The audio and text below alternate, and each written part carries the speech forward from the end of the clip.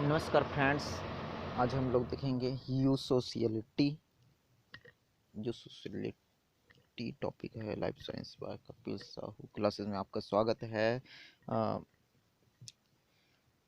You सोशियलिटी दो शब्दों से मिलकर बना है, यू धन सोशियलिटी। यू का अर्थ होता है सुविकसित या विकसित या वेल डेवलप्ड। सोशियलिटी में सामाजिकता।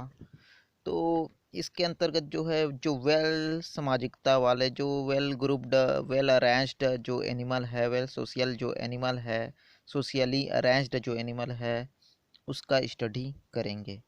एनिमल बिहेवियर पेपर का नाम है। तो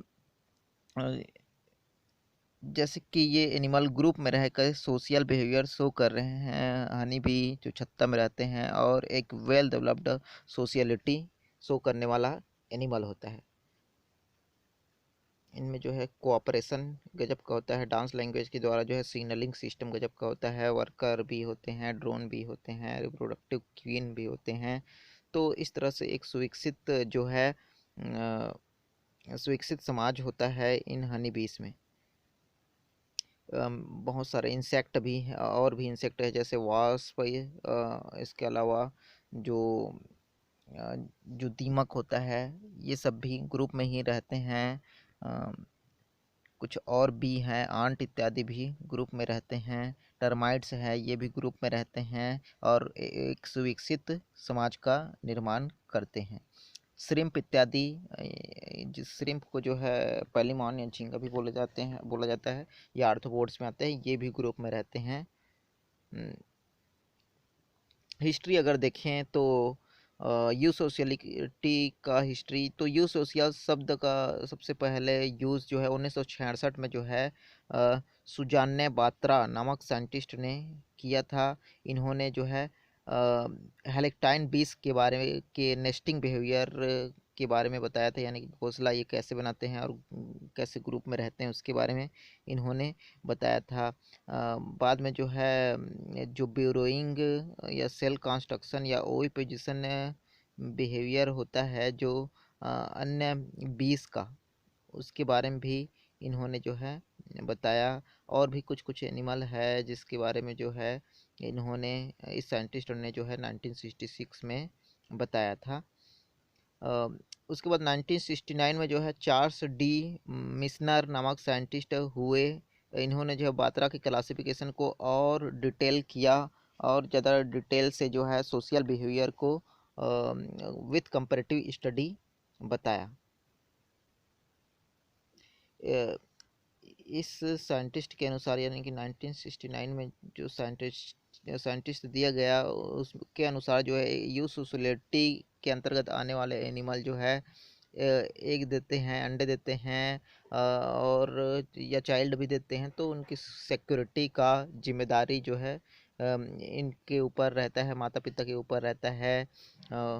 और ये जो है ओवरलैप जनरेशन, यानी कि जो है जनरेशन टू जनरेशन, ये जो यूनिटी जो कैरेक्टर होता है या सोशल कैरेक्टर है, वो ट्रांसमिट किए जाते हैं। कोऑपरेटिंग वर्क, यानी कि एक दूसरे का सहयोग करते हैं। तो इस प्रकार जो है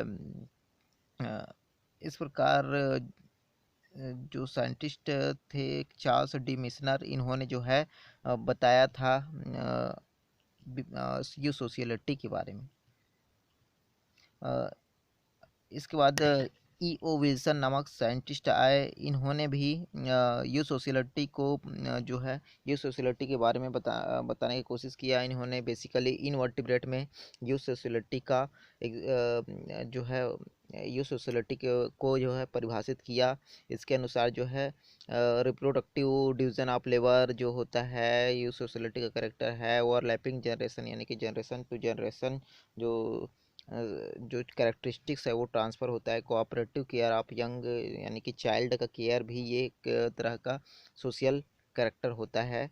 तो विभिन्न साइंटिस्ट ने जो विभिन्न समय में जो है विभिन्न समय में सोशियलिटी को, सोशियलिटी टर्म को समझाया है। टेक्सोनॉमिक रेंज अगर देखें तो इंसेक्ट में तो स्वार्मिंग होता है। स्वार्मिंग का मतलब ये होता है कि जो इंसेक्ट होते हैं वो अपने छत्ता को छोड़कर जो है किसी दूसरे जगह चल जाते हैं। तो इस प्रक्रिया को जो हनी बी में होता है बेसिकली उसको जो है स्वार्मिंग की प्रक्रिया बोला जाता है। वास्प इत्यादि में भी स्वार्मिंग की प्रक्रिया होता है थोड़ा देर बाद।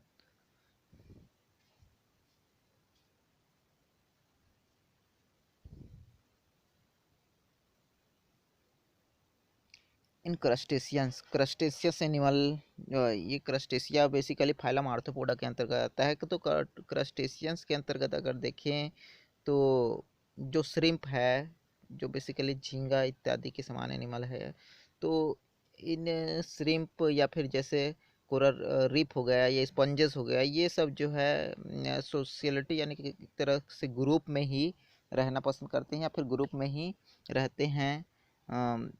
तो जो आर्थ्रोपोड्स के अंतर्गत आते हैं क्रस्टेशियन, तो क्रस्टेशियंस भी एक तरह से इसमें आने वाला जो श्रिम्प नाम का जो एनिमल है वो यूसोसियलिटी या सोशल कैरेक्टरिस्टिक्स शो करते हैं।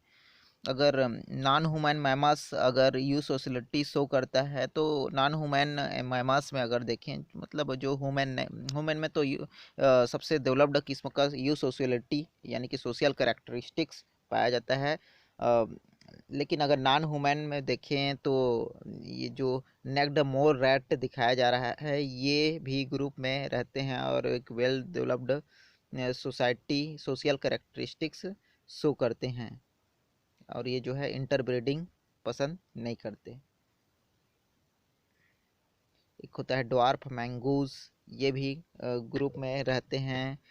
कुछ और प्राइमेट्स है जो जैसे मिरकैट्स, ये भी ग्रुप में रहते हैं और एक वेल डेवलप्ड सोसाइटी में रहते हैं।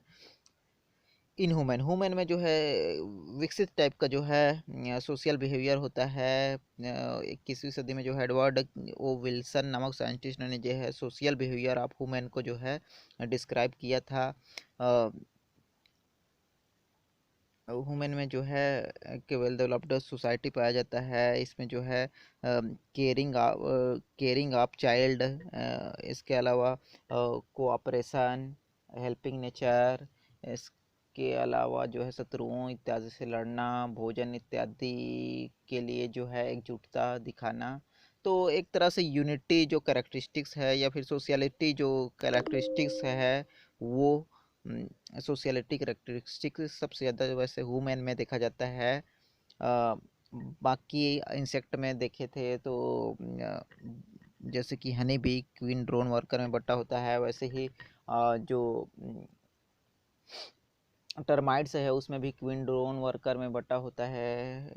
तो ऐसे ही जो अलग अलग काम को करने के लिए अलग अलग एनिमल सीरीज में बांट दिया जाता है, अलग अलग सीरीज में बटा हुआ जो लाइफ स्टाइल होता है, उस सामाजिक श्रेणी के एनिमल को जो है यूसोसिलिटी बोला जाता है।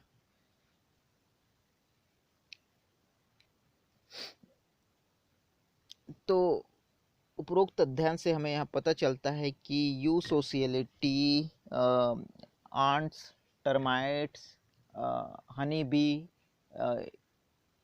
इसके अलावा ह्यूमन इत्यादि के द्वारा शो किया जाता है। और इस यूसोसियलिटी का फ़ायदा यह है कि सोसाइटी में रहने से एनिमल को जो है एनिमल का जो है रक्षा हो जाता है, शत्रुओं से बचने में रक्षा हो जाता है, सिग्नल तेज़ी से मिल पाता है। इसके अलावा अगर देखें तो रिप्रोडक्शन में हेल्प हो जाता है। इसके अलावा अगर देखें तो चाइल्ड या एग का रक्षा में जो है योगदान बढ़ जाता है।